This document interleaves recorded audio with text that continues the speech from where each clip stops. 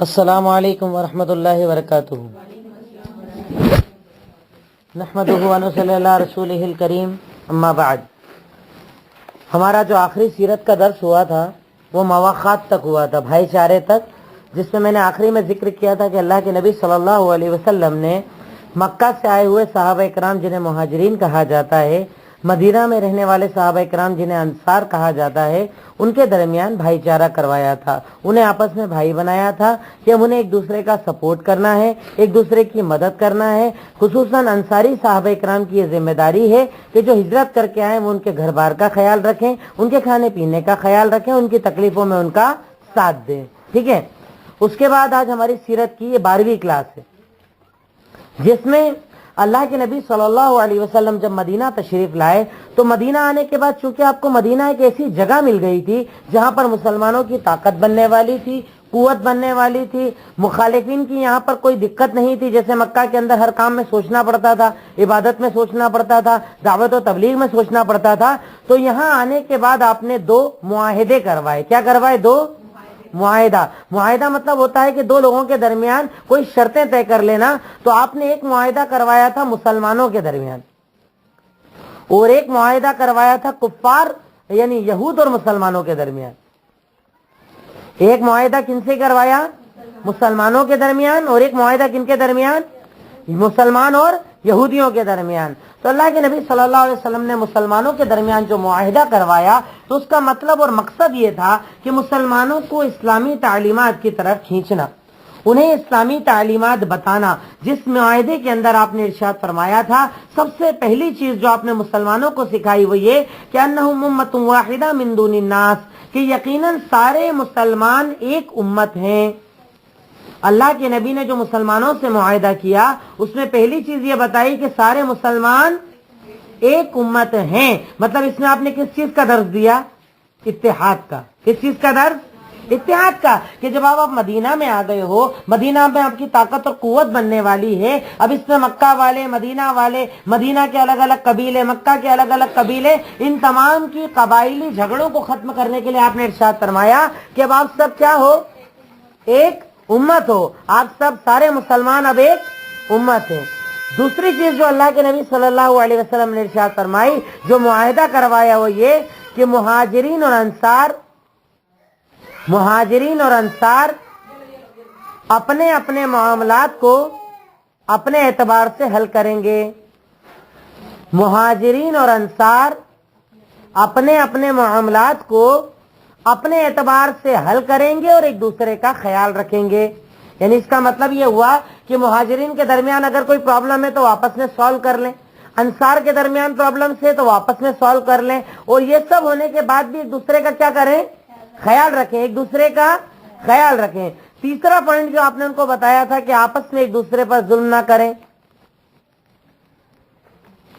آپس میں ایک دوسرے پر ظلم نہ کریں۔ تو آپ نے جو مسلمانوں کے درمیان معاہدہ کروایا اس میں پہلا آپ نے یہ بتایا کہ آپ سب ایک امت ہو۔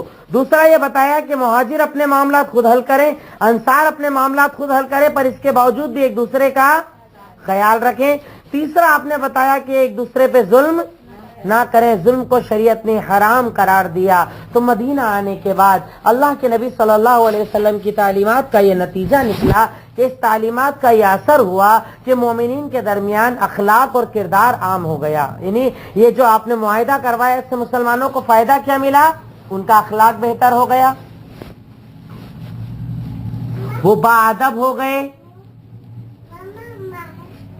جی اس معاہدے کا فائدہ کیا ہوا کہ ان کا اخلاق بہتر ہو گیا، وہ باادب ہو گئے، اور تیسری چیز ان کے درمیان بھائی چارہ بہت مضبوط ہو گیا، ان کے درمیان بھائی چارہ بہت مضبوط ہو گیا۔ اس سلسلے میں اگر آپ کچھ احادیث دیکھیں کہ اللہ کے نبی نے جب مومنین کو آپس میں بھائی بنایا، انہیں ایک امت بتایا، تو اس درمیان میں آپ کئی جو تعلیمات ان کو دیا کرتے تھے جس سے اسلام کا اخلاق پتہ چلتا ہے وہ یہ کہ آپ نے ارشاد فرمایا، سوال کیا، آپ نے مومنین کو حکم دیتے ہوئے ارشاد فرمایا، سنن ترمذی کی روایت ہے، صرف آپ کتاب کا نام لکھ لیجئے تاکہ بات آپ کے ذہن میں کتاب کے ساتھ رہے۔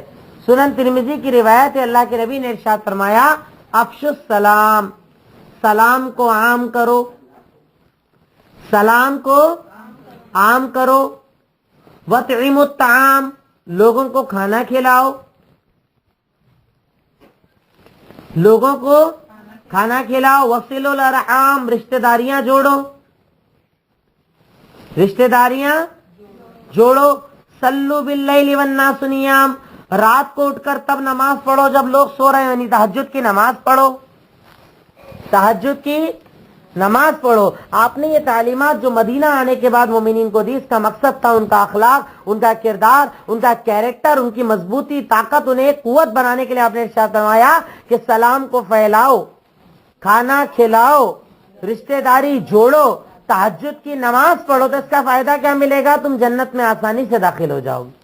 तदखुलुल जन्नत बिसलाम, अगर तुम ये अमल करोगे तो जन्नत में आसानी से दाखिल हो जाओगे। ये तालीमात अल्लाह के नबी सल्लल्लाहु अलैहि वसल्लम ने मदीना के इब्तिदाई दौर में इन मोमिनीन को दी। यहाँ तक कि आपने सही मुस्लिम की रिवायत इरशाद फरमाया, सही मुस्लिम आपने इरशाद फरमाया, ला यदखुलुल जन्नत मन ला यअमनु जारहु बवाइक़हु, तुम में से वो इंसान जन्नत में जा ही नहीं सकता, तुम में से वो इंसान जन्नत में जा ही नहीं सकता जिसका पड़ोसी उसकी तकलीफ से महफूज ना हो, जिसका पड़ोसी उसकी तकलीफ से महफूज ना हो। तुम में से वो इंसान जन्नत में जा ही नहीं सकता जिसका पड़ोसी उसकी तकलीफ से महफूज ना हो।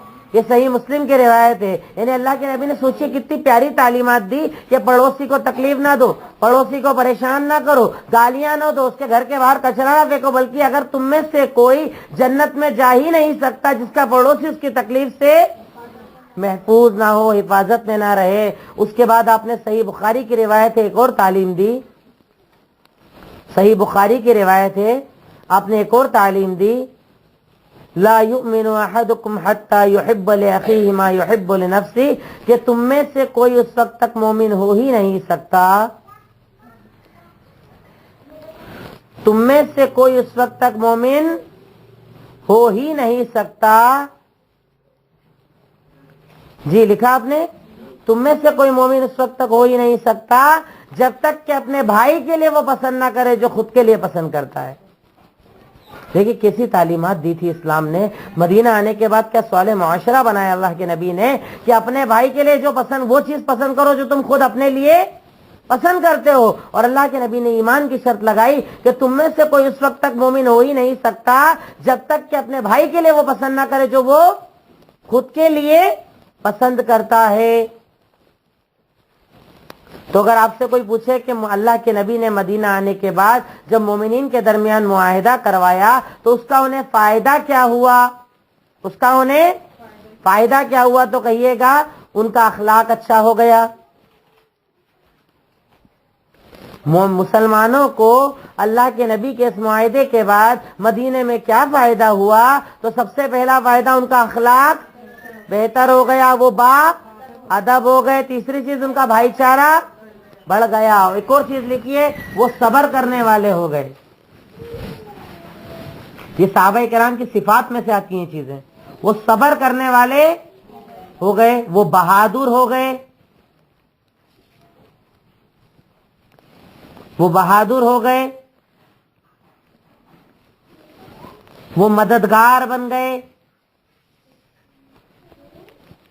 वो मददगार बन गए, वो सब्र करने वाले हो गए, वो बहादुर हो गए और वो मददगार हो गए। अल्लाह के नबी ने जो ये मुआहिदा मुसलमानों के दरमियान कराया था उससे क्या हुआ, उनकी आपसी मोहब्बत और ज्यादा मजबूत हो गई, तकवा आ गया, अल्लाह ताला का डर आ गया, भाईचारा आ गया, ताकत कुव्वत। अल्लाह के नबी का मकसद था कि मदीना के अंदर पहले मुसलमानों को मजबूत किया जाए, उसके बाद दावत के काम को आगे बढ़ाया जाए। यानी देखिए इससे पता चलता है कि दावत के काम को आगे बढ़ाने के लिए जरूरी है कि जो दावत देने वाले हैं उनके कांटेक्ट को क्या करना पड़ेगा, पहले आपको मजबूत बनाना पड़ेगा, वरना वो आपस में काम नहीं कर पाएंगे। उसके बाद अल्लाह के नबी ने यहूदियों से जो मुआहिदा करा,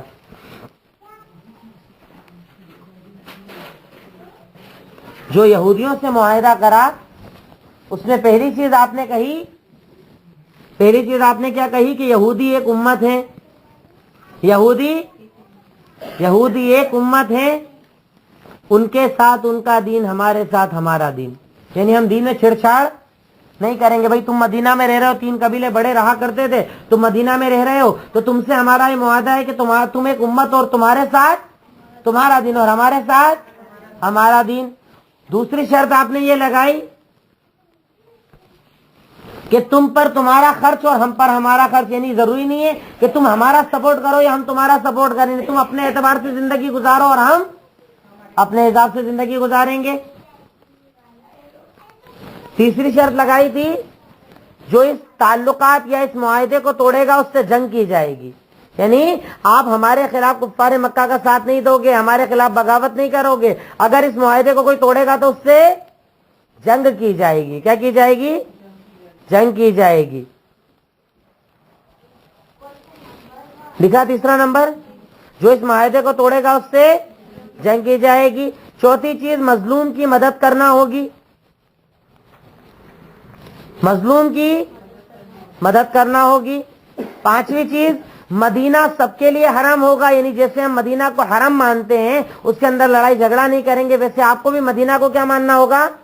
حرم ماننا ہوگا. مدینہ کو آپ کے ہر جھگڑے کا حل اللہ اور اس کے رسول کے سامنے ہوگا, یعنی کتاب و سنت سے اس مسئلے کا حل ہوگا.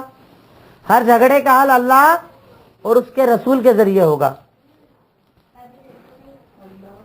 اور اس کے رسول کے ذریعے ہوگا. ساتویں چیز کفار مکہ کی کبھی بھی مدد نہیں کریں گے, یعنی یہودیوں سے کہا کہ تم ہمارے خلاف کبھی بھی کفار مکہ کی مدد نہیں کرو گے. اور آگے آپ کو مغازی غزوات کا جب باب آئے گا پتا چلے گا کہ ایک مرتبہ ان لوگوں نے معاہدہ توڑ کے کفار مکہ کی مدد کی تھی مدینہ کو گرانے کے اندر. تو ساتویں شرط کیا لگائی کہ کفار مکہ کی مدد نہیں کریں گے. اور آٹھویں شرط سب مل کر مدینہ کی حفاظت کریں گے, یعنی اگر مدینہ پر کوئی برا وقت آیا تو سب مل کر مدینہ کی حفاظت کریں گے. تو اللہ کے نبی نے جو یہودیوں سے معاہدہ کیا اس میں یہ کہ یہود ایک امت ہے, ان کے لیے ان کا دین اور ہمارے لیے ہمارا دین. دوسری چیز کیا بتائی؟ ہم پر ہمارا کا. تیسری چیز معاہدہ توڑے گا اس سے جنگ کی جائے گی. چوتھی چیز, پانچویں چیز مدینہ سب کے لیے حرام ہے. چھٹی چیز ماشاءاللہ, ساتویں چیز اور آٹھویں چیز مدینہ کی حفاظت کریں گے. دیکھیے اللہ کے نبی کا پلاننگ دیکھیے, سیٹنگ دیکھیے. پہلے تو مدینہ آ کر مسلمانوں کو مضبوط کیا, اب سامنے دشمن نظر آ رہے تھے یہودی, تو ان سے معاہدہ کر کے ان کو کمزور کر لیا, تاکہ چاروں طرف سے جب آپ کی طاقت قوت بن جائے, آپ مطمئن ہو جائیں, تب آپ کیا کریں گے؟ دعوت کا کام کریں گے. کس چیز کا کام کریں گے؟ دعوت کا. تو دعوت کے کام کے لیے پہلے اپنا پورا ماحول بنانا ضروری ہوتا ہے, لوگوں کو مطمئن کرنا ضروری ہوتا ہے. جب آپ کے حامی پیدا ہو جائیں, آپ اپنے دشمنوں پر کنٹرول کر لیں, تب دعوت کا کام اور زیادہ آسانی سے ہو سکتا ہے. اب ادھر اللہ کے نبی مدینہ کے اندر ایک مضبوط یعنی ایک قلعہ بنانے میں لگے ہیں, لوگوں سے معاہدہ کرنے میں لگے ہیں. ادھر کفار قریش اس کوشش کے اندر ہیں کہ واپس آپ کو مکہ بلا لیں. کیا کر لیں؟ واپس آپ کو مکہ بلا کر قتل کر لیں. تو یہ لوگ ادھر کس سے کانٹیکٹ کرتے ہیں مدینہ کے اندر؟ عبداللہ بن ابی بن سلول سے. نام لکھیے, عبداللہ بن ابی بن سلول. سلول, سین لام واو لام, سلول. اس شخص کے بارے میں آپ کو ڈیٹیل ہلکی سی بتاتا ہوں میں. پہلے آپ صرف اتنا لکھ لیجئے کہ کفار مکہ نے جب یہ دیکھا کہ اللہ کے نبی مدینہ میں اپنی ایک طاقت بنا رہے ہیں, تو آپ کو برباد یا آپ کو پریشان کرنے کے لیے کس کا سہارا لیا؟ عبداللہ بن ابی بن سلول. یہ ایک شخص تھا اللہ کے نبی کی ہجرت کے پہلے مدینہ کا بادشاہ بننے والا تھا. کیا بننے والا تھا؟ مدینہ کا بادشاہ. لوگ اس کو بنانے والے تھے, بہت بڑا مقام اور مرتبہ اس شخص کا تھا, اس کو بادشاہ بنانے والے تھے. پر جب اللہ کے نبی آئے تو بادشاہت ختم ہو گئی, بادشاہت ختم ہو گئی. اب اللہ کے نبی آ گئے تو کوئی بادشاہ باقی بچے گا نہیں, بچے گا. اس چیز کا حسد اس کے دل کے اندر تھا. کیا تھا؟ اب مسلمانوں سے ڈرتا بھی تھا, تو حسد ظاہر نہ کر پایا, تو اس نے کیا کیا؟ منافقت اختیار کر لی. کیا کر لی؟ اور یہ منافق بن گیا. مطلب اس نے زبان سے تو کلمہ پڑھ لیا پر دل سے اسلام نہیں قبول کیا. اور اس دور سے لے کر یعنی جب سے یہ ذکر کر رہا ہوں تب سے لے کر آپ اینڈ تک دیکھیں گے, ہمیشہ یہ اندر اندر سازش کرتا رہا کہ کسی طرح اللہ کے نبی کا نعوذ باللہ تو قتل کروا دے یا کچھ برا کروا دے اور مسلمانوں کو ختم کروا دے. ریگولر یہ کوشش کون کرتا رہا؟ عبداللہ بن ابی بن سلول یہ برابر کوشش کرتا رہا، برابر یہ اپنے معاملات کی طرف رہا. ادھر کفار قریش ایک لیٹر بھیجتے ہیں. کیا بھیجتے ہیں کفار قریش؟ ایک لیٹر بھیجتے ہیں. لیٹر کے اندر لکھ کر سنن ابو داؤد کے اندر وہ روایت ہے جس میں خط کا ذکر ہے کہ وہ خط جو انہوں نے لکھا تھا تو اس کے اندر لکھا تھا انکم آویتم صاحبنا، کہ تم لوگوں نے محمد الرسول اللہ کو پناہ دے دی ہے. کیا دے دی ہے؟ پناہ دے دی ہے. اور ہم اللہ کی قسم کھاتے ہیں اگر تم یا تو اسے قتل کر دو یا باہر نکال دو، نہیں تو ہم تمہارے خلاف جنگ کریں گے اور تمہیں ختم کر دیں گے. کیا کریں گے؟ جنگ کریں گے اور تمہیں ختم کر دیں گے. دیکھیے یعنی کفار مکہ نے کون کون سے سہاروں کو اپنایا تھا کہ مدینہ کے اندر کسی طرح انصاری ڈر جائیں اور اللہ کے نبی کو ان کے سپرد کر دیں. کیا کر دیں؟ اللہ کے نبی کو. تو کفار مکہ کی کوششیں اگر کوئی آپ سے پوچھے کہ کفار مکہ نے مدینہ کے اندر کیا کوششیں کی، تو پہلی کوشش کس سے کانٹیکٹ کیا؟ عبداللہ بن ابی بن سلول سے. اور دوسری کوشش ایک خط لکھا. کیا لکھا؟ وہ خط کے اندر کیا دھمکی دی کہ تم نے ہمارے ساتھی کو پناہ دی، اللہ کی قسم یا تو اسے قتل کر دو یا نکال دو، نہیں تو ہم کیا کریں گے؟ جنگ کریں گے. کیا کریں گے؟ جنگ کریں گے. پر مومنین نے اس بات کا ڈر نہ رکھا. تیسری سٹیپ ان لوگوں نے کیا کیا، جب کوئی عمرہ کرنے جاتا تو اسے مکہ میں ڈرایا کرتے تھے. یعنی مدینہ والا کوئی مکہ جاتا تو مکہ کے اندر اسے ڈرایا کرتے تھے. فرسٹ سٹیپ پر عبداللہ ابن ابی بن سلول سے کانٹیکٹ کیا. سیکنڈ سٹیپ خط لکھ کر بھیجا. اور تھرڈ سٹیپ جو حرم آتے ان کو کیا کرتے تھے؟ ڈرایا کرتے تھے. اسی میں ایک واقعہ آتا ہے حضرت سعد ابن معاذ کا. سعد ابن ایک مشہور صحابی ہیں سعد بن معاذ. سعد بن ابی وقاص ہے کیا؟ میرے پاس سعد بن معاذ کا ذکر ہے. آپ کے پاس ہے اس میں حقیق المختوم میں ہے؟ اس کے اندر سعد بن ابی وقاص ہے. ٹھیک ہے. سعد بن ابی وقاص رضی اللہ تعالیٰ عنہ حرم جاتے ہیں. کہاں جاتے ہیں؟ حرم جاتے ہیں. اب حرم جب یہ پہنچتے ہیں تو ان سے کفار مکہ ایک جملہ کہتے ہیں. کفار مکہ جی سعد بن ابی وقاص، سعد بن ابی وقاص، علی با یا ابی وقاص، وا قاف علی اور سعد وقاص لکھا آپ نے. تو یہ سعد بن ابی وقاص جب یہ یعنی عمرہ کرنے کے مقصد سے، طواف کے مقصد سے مکہ آتے ہیں تو انہیں ڈر رہتا ہے کہ بھئی ڈائریکٹ جاؤں گا تو کہیں حملہ نہ کر دے. تو کیا کرتے ہیں، یہ ایک آدمی تھے جن کا نام تھا ابو صفوان. کیا نام تھا؟ ابو صفوان کو ساتھ لے کر جاتے ہیں. یعنی مکہ کا ایک آدمی تھا، اس کو سپورٹ میں لے کر جاتے ہیں کہ تو ذرا میرے ساتھ چل اور ہم وہاں سے واپس لوٹ جائیں گے. سعد بن ابی وقاص ان کو سپورٹ میں لے کر جاتے ہیں. اب جیسے یہ مکہ کے اندر آتے ہیں، مکہ والے کہتے ہیں کہ اللہ کی قسم اگر تو ابو صفوان کے ساتھ نہ ہوتا تو اپنے گھر واپس نہیں جا پاتا. اگر تو ابو صفوان کے ساتھ نہ ہوتا تو اپنے گھر نہیں جا پاتا. دیکھیے دھمکی کیسی دے رہے ہیں. یعنی جب پہلے تو عبداللہ بن ابی بن سلول سے کانٹیکٹ کیا، پھر اس کے بعد لیٹر لکھا، پھر اس کے بعد تھرڈ سٹیپ پر حرم آنے جانے والوں کو ستا رہے ہیں، ڈرا رہے ہیں. اور ڈرانے کا جب ذریعہ اپنایا تو سعد بن ابی وقاص کو کیا کہا کہ اگر یہ ابو صفوان تیرے ساتھ نہ ہوتا تو اپنے گھر واپس نہیں جا پاتا. ادھر ساتھ جواب دیتے ہیں کہ اللہ کی قسم اگر تم مجھے حرم آنے سے روکو گے نا تو میں تمہارے مدینہ سے جو گزرنے والا تجارت کا راستہ پورا راستہ ہی بند کر دوں گا. دیکھیے مسلمانوں میں کتنی طاقت آ گئی تھی اس دور تک کہ جب انہوں نے بولا کہ اگر تو یہاں پر اس کے ساتھ نہیں ہوتا تو کیا ہوتا، گھر واپس نہیں جا پاتا. تو ساتھ کہہ رہے ہیں کہ اللہ کی قسم اگر تم مجھے حرم آنے سے روکو گے تو میں مدینہ سے جو تمہارا راستہ گزرتا ہے نا تجارت کا پورا راستہ ہی ختم کر دوں گا.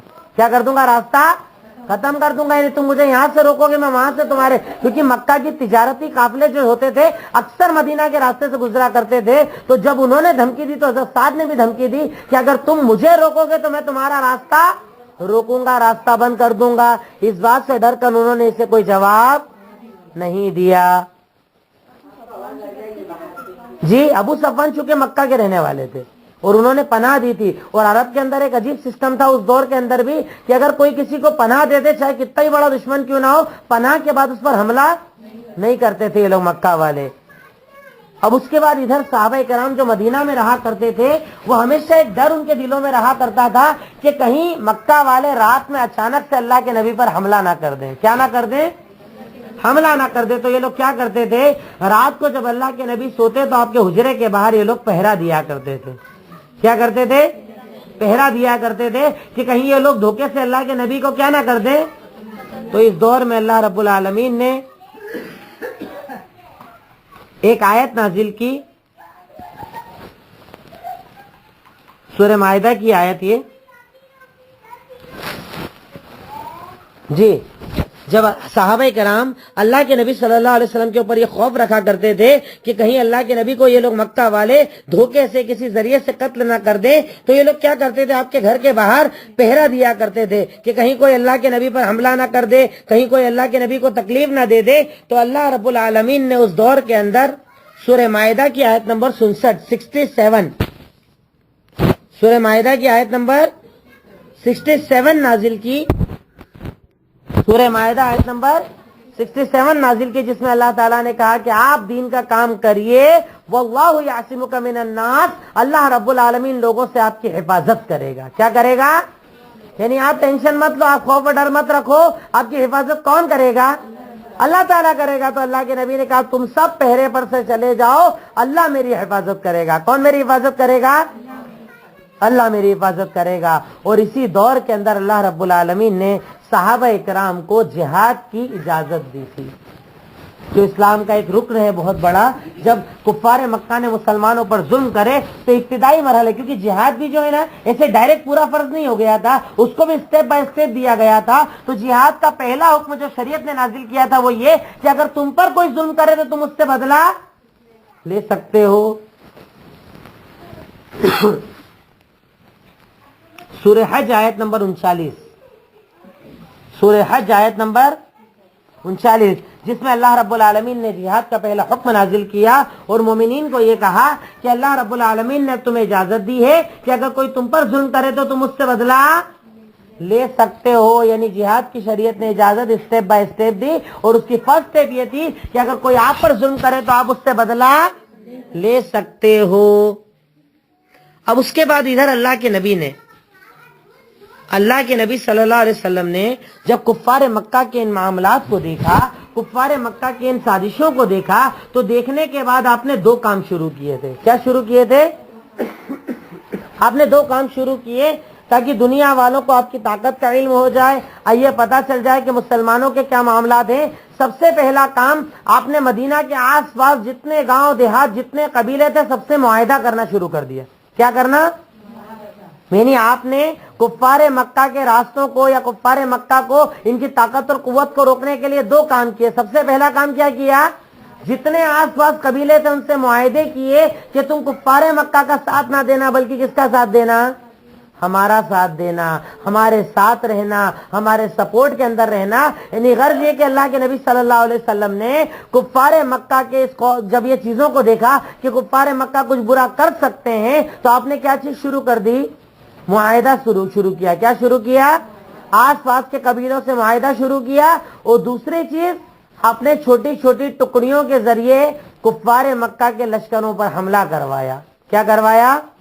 تاکہ ان کے دلوں کے اندر رعب پیدا ہو جائے، ڈر پیدا ہو جائے کہ مسلمان جنہیں کمزور سمجھ رہے ہیں نا، جو مکہ سے نکالے گئے، ہم انہیں حقیر اور کمزور نہ سمجھے، اب وہ اتنے طاقتور ہو گئے کہ ہم پر حملہ بھی کر سکتے ہیں۔ تو اللہ کے نبی نے کفار مکہ کی سازشوں کو دیکھنے کے بعد دو کام کیے۔ پہلا، مدینے کے آس پاس کے سارے قبیلوں سے کیا کیا؟ معاہدہ کیا۔ اور دوسرا، چھوٹی چھوٹی ٹکڑیوں کے ذریعے مکہ کے لشکروں پر حملہ کروایا تاکہ انہیں یہ پتا چل جائے کہ اللہ کے نبی ایک طاقت بن گئے ہیں، مومنین ایک طاقت بن گئے ہیں، اب ان کی ایک قوت بن چکی ہے اور انہیں مٹانا اتنا آسان نہیں ہے۔ اب اس میں آپ یہ بھی لکھ سکتے ہیں کہ کفار مکہ کے دل میں ڈر پیدا کرنے کے لیے اللہ کے نبی نے کیا کیا کیا؟ کفار مکہ کے دل میں خوف پیدا کرنے کے لیے اللہ کے نبی نے کیا کیا کیا؟ جو اوپر والا آپ نے دو چیزیں لکھی نا، دو پوائنٹ، اس کا کوشچن بتا رہا ہوں میں آپ کو کہ سازشوں کو روکنے کے لیے آپ یہ بھی لکھ سکتے ہیں کہ کفار مکہ کے دل میں خوف پیدا کرنے کے لیے اللہ کے نبی نے کیا کیا؟